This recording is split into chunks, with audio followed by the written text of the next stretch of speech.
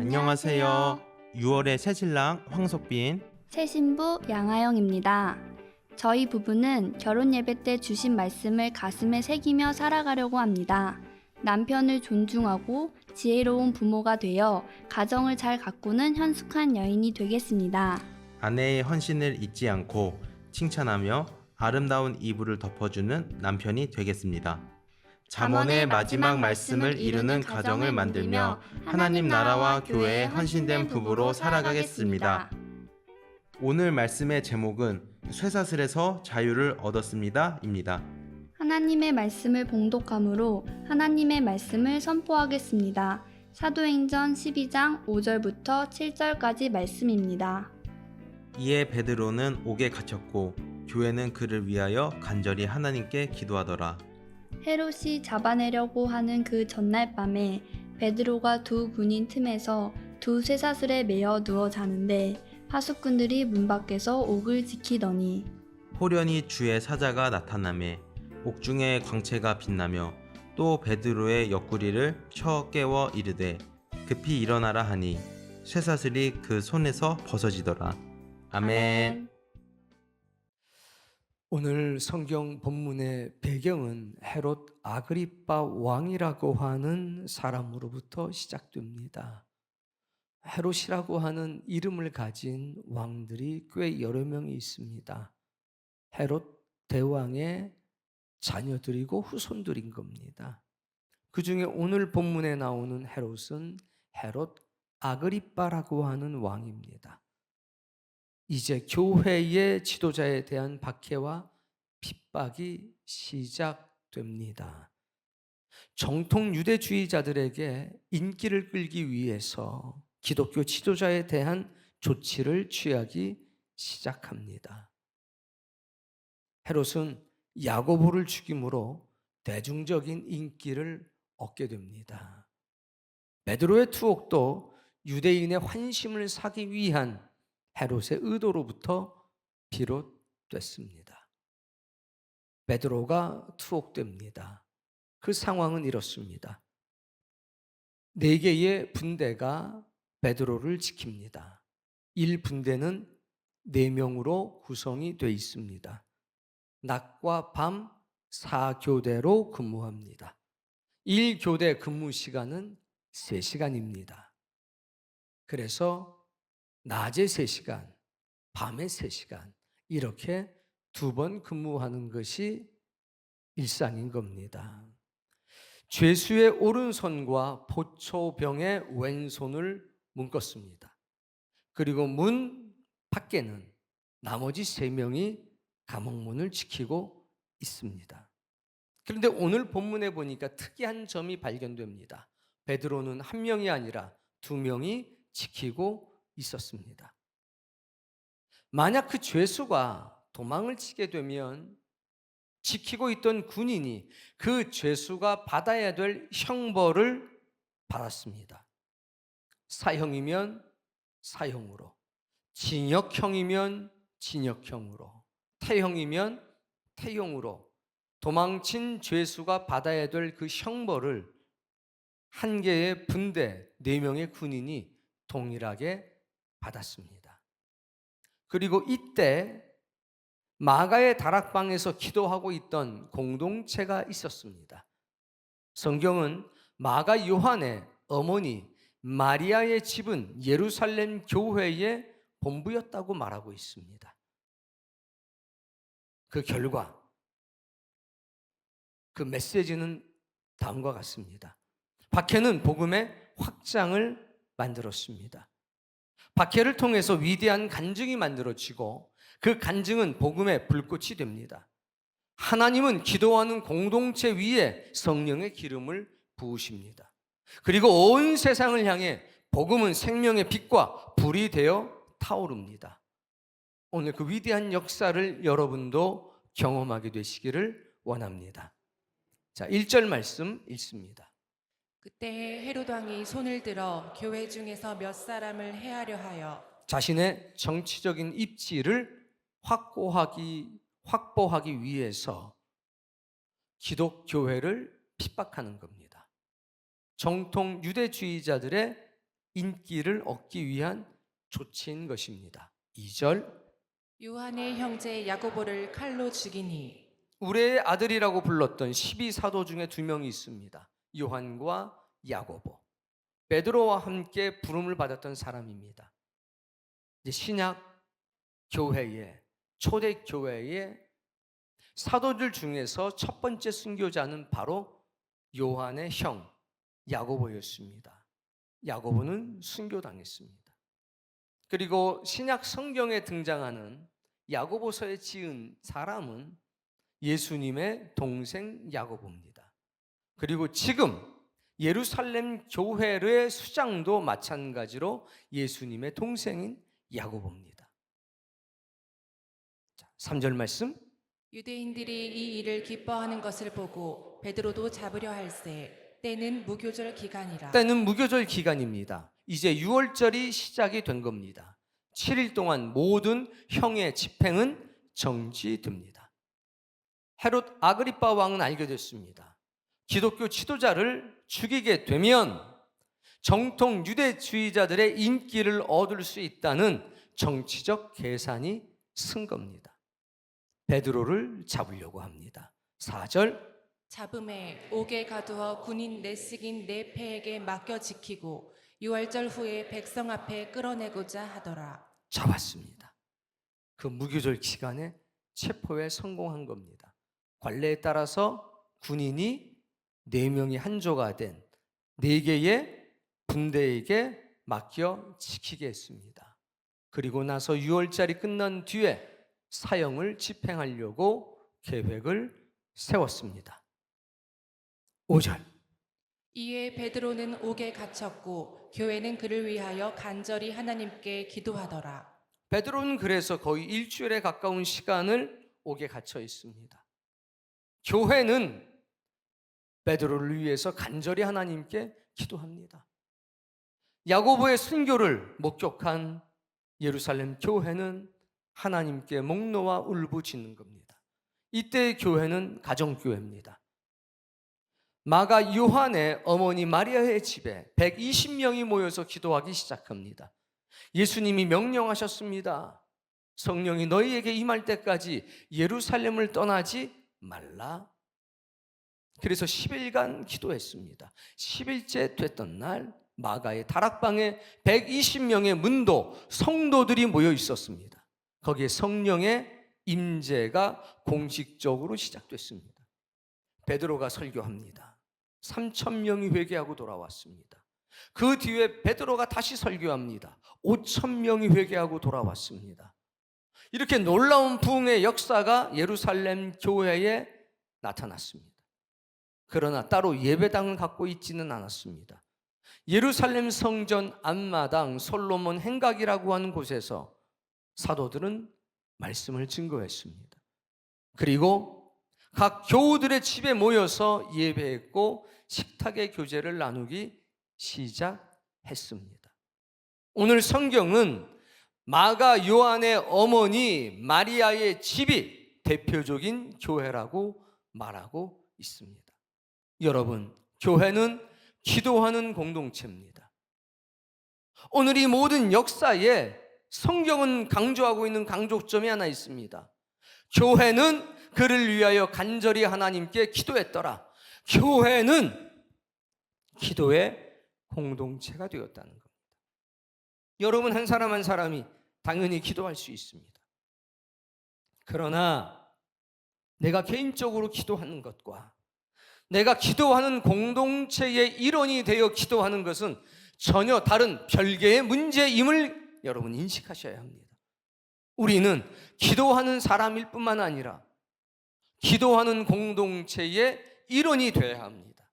그때 오늘 성경 본문에 역사하는 이 놀라운 은혜를 우리도 함께 누릴 수 있습니다. 6절 말씀, 헤롯이 잡아내려고 하는 그 전날 밤에 그래 때는 이제 6월절 마지막 날 밤이 된 겁니다. 날이 새면 베드로는 형장의 이슬로 사라지게 됩니다. 베드로도 그 사실을 잘 알고 있습니다. 읽어봅시다. 베드로가 두 군인 틈에서 두 쇠사슬에 매여 누워 자는데 파수꾼들이 문 밖에서 옥을 지키더니 네, 두 명의 군인이 왼쪽과 오른쪽에 쇠사슬을 묶고 베드로와 함께 자고 있습니다. 감옥문 바깥에는 당연히 두 명의 군인들이 지키고 있을 겁니다. 왜 두 명이 지키고 있을까? 왜 하나로 하는 것이 관례임에도 불구하고 두 명이 지키고 있을까?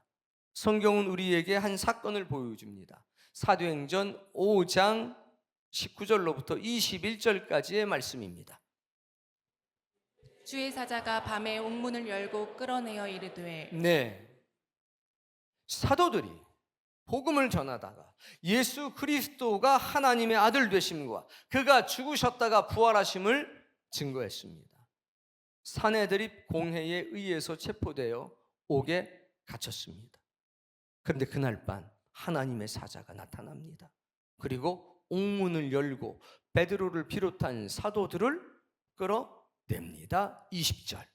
가서 성전에 서서 이 생명의 말씀을 다 백성에게 말하라 하매. 자, 복음을 전하다가 예수님이 하나님의 아들이신 것과 그가 우리의 죄를 위해서 죽음을 당한 것과 그가 부활하시고 승천하셔서 하나님 곁에 계신 것을 증거했습니다.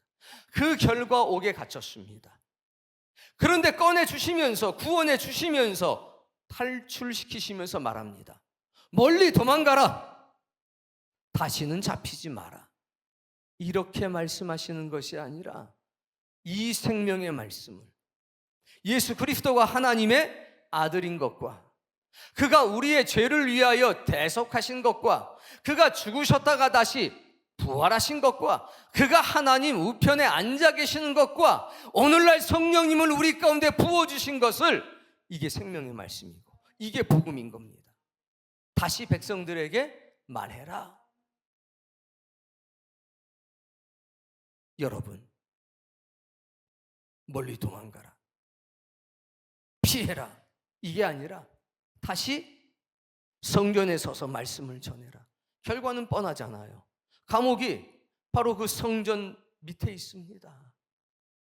그런데 그 성전에서 하나님의 말씀을 전하면 다시 체포돼서 갇힐 것이 뻔하지 않습니까? 그런데 21절에 보니까 그들이 듣고 새벽에 성전에 들어가서 가르치더니 즉시로 순종합니다. 차라리 감옥에 있겠습니다. 나가도 다시 잡혀올 것이 분명한데 뻔한데 구태여 그럴 필요가 어디 있습니까? 라고 반문하는 사람이 없습니다. 꺼내주실 거면 안전한 장소로 피하게 해주셔야지요. 물어보는 사람이 없습니다. 그대로 순종해서 성전에 들어갑니다. 그리고 거기서 말씀을 전하기 시작합니다. 새벽에 예배하러 오는 사람들을 대상으로 복음을 전하기 시작하는 겁니다. 사내들이 공의회가 소집이 됩니다. 읽어보세요. 대제사장과 그와 함께 있는 사람들이 와서 공회와 이스라엘 족속의 원로들을 다 모으고 사람을 옥에 보내어 사도들을 잡아오라 하니. 자, 옥에 갇힌 그 사람들 데리고 와라. 심판하자. 가보니 아무도 없었습니다. 나간 것을 본 사람이 없었습니다. 지키던 군사들도 놀랍니다. 그때 소식이 전해집니다. 그 사람들이 옥 안에, 감옥 안에 있어야 될 그 사람들이 성전 앞마당에서 사람들에게 예수 그리스도가 하나님의 아들 되심과 그가 우리의 죄를 위해 죽으심과 죽었다가 사흘 만에 부활하시고 하나님 곁에 있다는 것을 증거하고 있습니다. 설교하고 있습니다. 이게 어떻게 된 사실인지 이해할 수가 없었습니다. 다시 잡아옵니다. 그리고 태형을 가합니다. 말합니다. 다시는 나가서 그 복음을 전하지 말라. 그때 말합니다. 우리가 사람의 말을 들어야 되겠습니까? 아니면 하나님의 말씀을 들어야 되겠습니까? 전하겠다는 겁니다. 생명을 잇는 한이 있어도 복음을, 내가 본 사실에 대해서 증언해야 되겠다는 겁니다. 그런 전력이 있었습니다. 헤롯 아그리빠 왕도 알고 있었겠지요. 그러자 관례를 깨고 하나가 아닌 둘을 붙입니다. 우리는 알고 있습니다. 사람이 아무리 막아도 하나님이 역사하시면 막을 수 없다는 것을. 그러나 사람은 하나로 안 되면 둘로 강화해 보자, 이런 얕은 꾀를 부리는 겁니다. 자, 그래서 아마도 두 사람이 왼쪽과 오른쪽 쇠사슬을 묶고 지키고 있는 것 같습니다. 7절 말씀 읽어봅시다.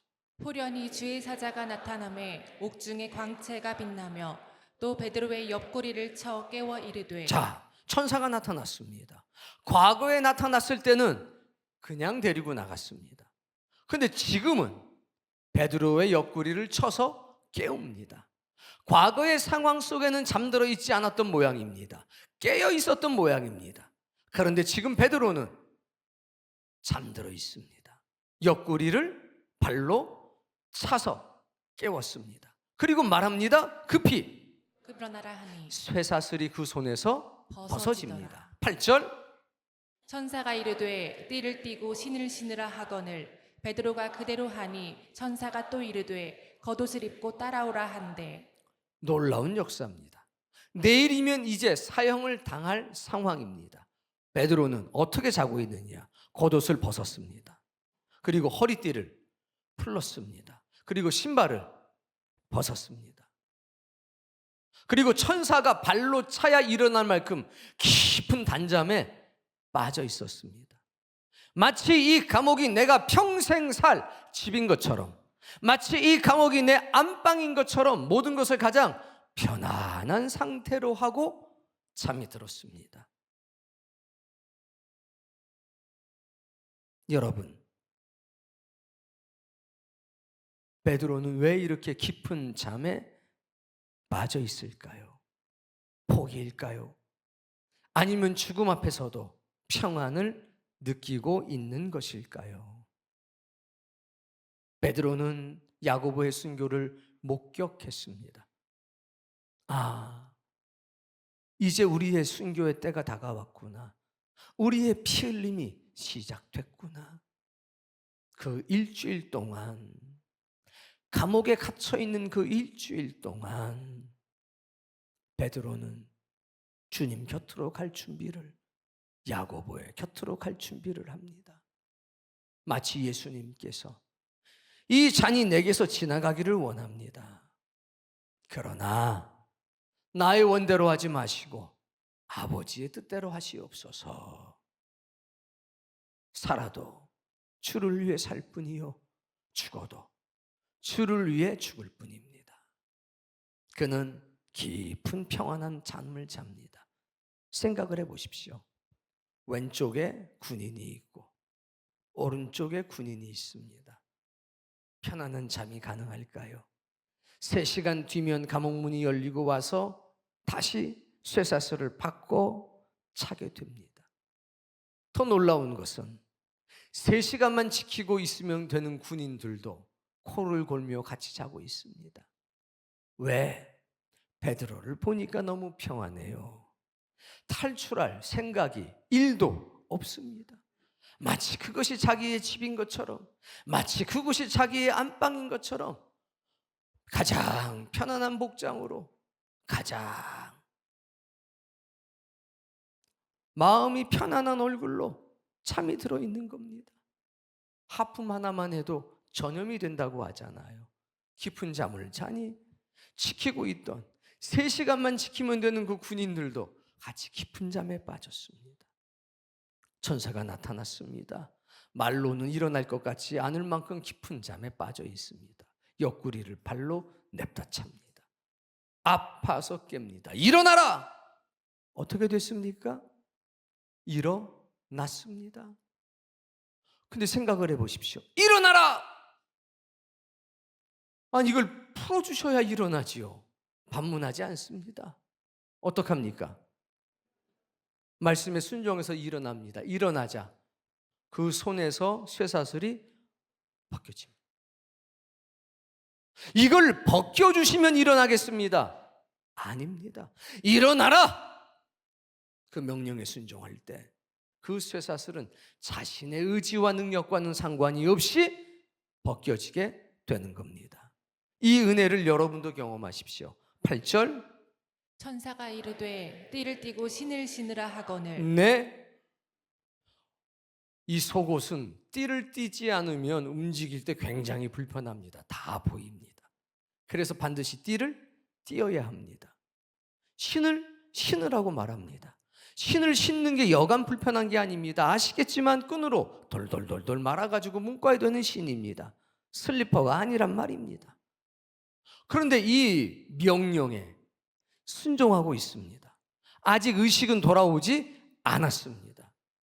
베드로는 이것이 환상이라고 생각하고 있습니다. 꿈이라고 생각하고 있습니다. 그런데 여러분, 꿈과 환상 중에서도 즉각적으로 순종하고 있는 베드로를 만나셔야 합니다. 여러분은 과연 꿈속에서라도 하나님이 어떤 명령을 하시면 즉각적으로 순종할 수 있는 사람입니까? 베드로는 기도의 사람입니다. 동시에 무의식 가운데서도 하나님의 말씀에 순종하고 있는 사람임을 기억하셔야 합니다. 반문하지 않습니다. 아니, 신을 신으면 뭐합니까? 허리띠를 띠면 뭐합니까? 나갈 수가 없는 걸 아닙니다. 베드로가 그대로 합니다. 천사가 또 말합니다. 겉옷을 입어라. 그리고 나를 따라오라. 반문하지 않습니다. 되묻지 않습니다. 질문하지 않습니다. 그대로 순종합니다. 사랑하는 성도님, 우리는요, 어느 상황 속에서라도 즉각적으로 순종할 수 있는 거룩한 영성을 가진 사람이 되셔야 합니다. 평안한 잠을 자고 있어도, 환상인지 꿈인지 생시인지 구별이 되지 않아도 우리는 영감 있는 사람이 돼서 하나님의 말씀에는 즉각적으로 반응하며 순종할 수 있는 사람 되셔야 합니다. 그것이 살아있는 기도하는 사람이라는 사실을 기억하셔야 합니다. 따라와라! 그랬더니 9절. 베드로가 나와서 따라갈새 어떡합니까? 반문하지 않고 따라갑니다. 천사가 하는 것이 생시인 줄 알지 못하고 마치 환상을 보는 것처럼 문을 그냥 따라갑니다. 벽인지 문인지 상관이 있습니까? 없습니까? 없습니다. 10절. 이에 첫째와 둘째 파수를 지나 첫 번째 초소가 있습니다. 두 번째 처소가 있습니다. 천사를 따라서 그냥 가는 겁니다. 초소마다 지키고 있는 사람이 있을 거 아닙니까? 그게 문으로 막혀 있는지 가림막으로 막혀 있는지 모르겠습니다만 어떤 것도 거침이 되질 않고 베드로의 걸음을 멈출 수가 없었습니다. 오직 누구를 따라가는 겁니까? 주의 사자의 뒤를 따라가는 겁니다. 마지막 관문이 남았습니다. 시내로 통하는 마지막 쇠문, 육중한 쇠문에 딱 다다르게 됐습니다. 그랬더니 그 문이 저절로 열리는지라. 마치 엘리베이터 문이 열리는 것처럼, 자동문이 열리는 것처럼 하나님의 능력으로 그 육중한 철문이, 쇠문이 열려지기 시작합니다. 바깥바람이 들어오기 시작합니다. 군대 가신 분들은 다 압니다. 군대 안의 공기와 군대 밖의 공기가 얼마나 다른지, 군대 안의 햇살과 군대 밖의 햇살이 얼마나 다른지, 초소를 딱 나오는 그 순간 공기의 맛이 다릅니다. 햇살의 느낌이 다릅니다. 여자는 죽었다 깨나도 알 수가 없는 그 놀라운 신비가 있습니다. 베드로 마찬가지입니다. 열렸습니다.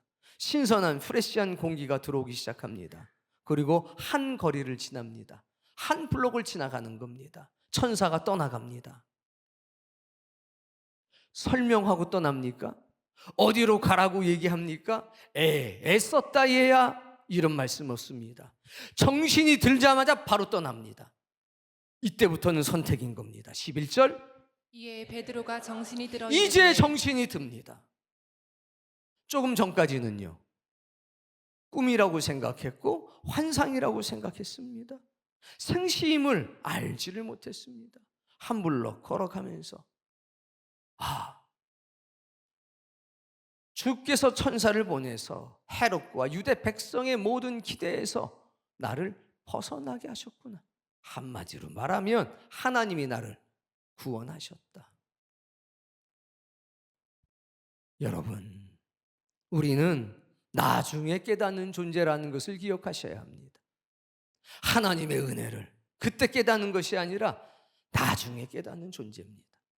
하나님의 역사를 그때가 아니라 지나고 나서 깨닫는 존재라는 겁니다. 아, 하나님이 나를 도우셨구나. 하나님이 나를 구원하셨구나. 여러분, 나중에라도 깨닫는 것이 은혜입니다. 우린 그렇게 연약한 존재입니다. 12절, 깨닫고 마가라 하는 요한의 어머니 마리아의 집에 가니 여러 사람이 거기에 모여 기도하고 있더라. 나왔습니다. 어디로 갑니까? 어디로 가야 합니까? 기도하는 공동체로 가야 합니까? 숨기 편한 곳으로 가야 합니까? 즉, 육신이 안전한 곳으로 가야 합니까? 내 영이 안전한 곳으로 가야 합니까? 여기서 육의 사람과 영의 사람이 달라지는 겁니다. 첫 번째 탈출의 역사가 있을 때 하나님은 명령하셨습니다. 네 사명이 있는 곳으로 가라. 그곳이 가장 안전한 곳이라. 베드로는 지금 두 번째 탈출을 하고 있습니다. 마가 요한의 어머니 마리아의 집은 모두 다 알고 있습니다. 그것이 예루살렘 교회의 본거지라는 것을 다 알고 있습니다. 수색이 시작되면 가장 먼저 찾아갈 곳이 바로 그곳입니다. 그런데 베드로는 지금 그곳을 향해서 가고 있습니다. 육신의 생각으로는 가장 안전한 곳이 아닙니다. 그러나 영적으로는 가장 안전한 곳입니다. 기도하는 공동체의 일원이 된 사람은 위대한 간증을 가지고 어디로 가느냐? 기도하는 공동체로 돌아가는 것입니다. 왜? 거기에 내 간증을 심어줘야 되기 때문에. 그 공동체의 기도에 하나님이 응답하셨다는 사실을 증거해야 되기 때문에 위험을 무릅쓰고 가는 겁니다. 그래서 베드로는 천사의 음성을 따라가 아니라 자기의 신앙을 따라서, 믿음을 따라서 기도하는 공동체로 가는 겁니다. 그리고 거기서 간증합니다. 하나님의 위대하심을 증거하고 있습니다. 그때 어떤 역사가 있는 겁니까? 복음의 확장이 나타나는 겁니다. 박해를 통해서 위대한 간증이 만들어지고 그 간증은 복음의 불꽃이 됩니다. 하나님은 기도하는 공동체 위에 성령의 기름을 부으십니다. 그 불꽃과 성령의 기름이 만나서 생명의 빛과 불이 되어서 퍼져나가는 겁니다. 그걸 여러분 경험하시기 바랍니다. 여러분은 기도하는 공동체가 가장 내 영혼의 안전한 곳임을 경험하고 있습니까? 여러분은 기도하는 공동체가 되어서 그 공동체의 기도의 제목이 나의 기도의 제목이 되고 그 공동체의 일원의 아픔이 나의 아픔이 되어 내 영혼을 찢어서 기도하는 그런 벅찬 감격을 누리고 있습니까? 그 감격이 매일처럼 계속돼야 합니다. 그게 하나님의 사람이 이 세상을 살아가는 방법인 겁니다. 비록 교회를 왔다 갔다 다니고 있다 할지라도, 찬송하며 은혜를 받고 말씀을 들으며 은혜를 받고 있다 할지라도, 기도하는 공동체의 일원이 되지 못하면 깊은 은혜를 경험하지 못한다는 사실을 여러분 기억하십시오. 박해를 통해서 복음의 확장과 거룩한 간증이 만들어지는 것을 기도하는 공동체의 일원이 되지 않고서는 결코 경험할 수 없다는 사실을 오늘 여러분이 깨닫게 되기를 바랍니다. 베드로는 간증한 겁니다. 나의 쇠사슬이 끊어졌다. 내가 나의 쇠사슬에서부터 자유함을 얻었다. 그 간증을 할 때 많은 사람이 믿을 수가 없었습니다. 보면서도.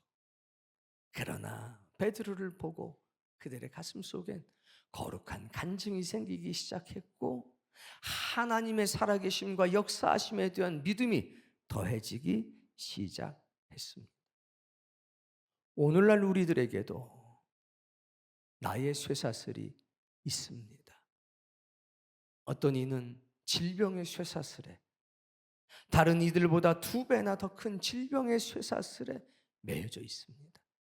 어떤 이들은 다른 이들보다 2배나 더 큰 무능력이라고 하는 쇠사슬에 묶여져 있을 수도 있습니다.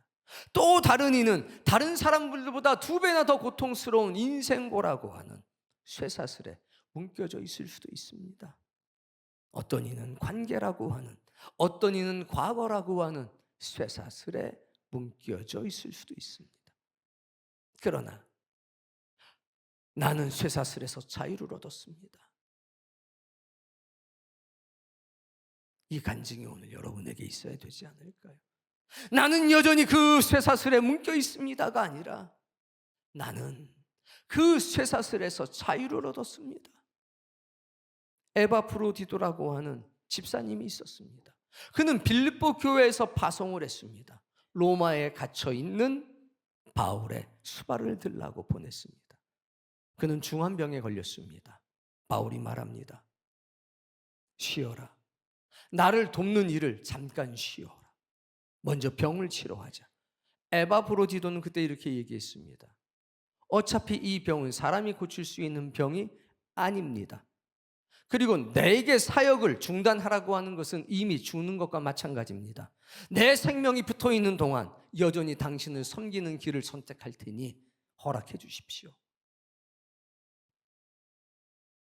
바울은 눈물로 하나님께 기도합니다. 하나님, 에바프로디도가 사명을 위해 죽겠다고 합니다. 그러니 이 부족한 종의 기도를 들어주십시오. 저를 긍휼히 여기셔서, 나를요, 나 바울을 긍휼히 여겨주셔서 에바프로디도를 살려주십시오. 목 놓아 울부짖으며 기도합니다. 기적적으로 하나님의 은혜로 에바프로디도가 나음을 받게 됩니다. 에바프로디도는 간증하러 빌립보 교회에 갑니다. 가서 뭐라고 간증합니까? 나는 질병이라고 하는 쇠사슬로부터 자유함을 얻었다. 그 역사를 이루신 분은 하나님이시다. 무능력이라고 하는 쇠사슬이 여호사밧이라고 하는 유대의 왕에게 있었습니다. 모압과 암몬과 마온이 대군을 이끌고 유다 땅을 침공해 오기 시작합니다. 방어할 수 있는, 전쟁할 수 있는 여력이 조금도 없었습니다. 그때 여호사밧은 명령을 내립니다. 모든 백성, 유다에 살고 있는 모든 백성은 어린아이와 여자까지 예루살렘 성전으로 모여라. 우리가 금식하며 살아계신 하나님께 기도하자. 그때 하나님께서 선지자를 통해서 명령하십니다. 걱정하지 말라. 이 싸움은 나의 싸움이다. 내가 앞장설 것이다. 염려하지 말라.